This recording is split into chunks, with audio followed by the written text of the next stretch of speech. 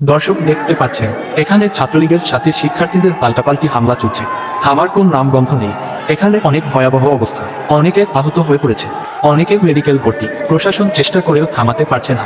এদিকে অনেক খারাপ ভয়াবহ অবস্থা, হামলা চলছে তো চলছে।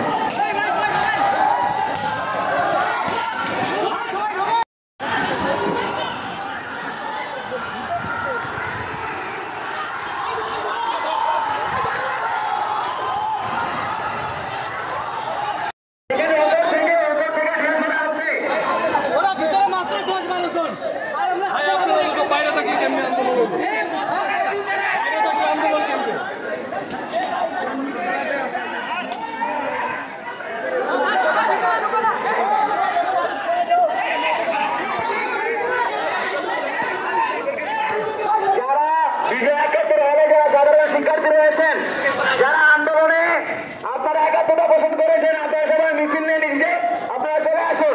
আমরা আপনাদের জন্য এসেছি। আমরা শুনতে পেয়েছি আপনাদেরকে বিজয় একাত্তর হল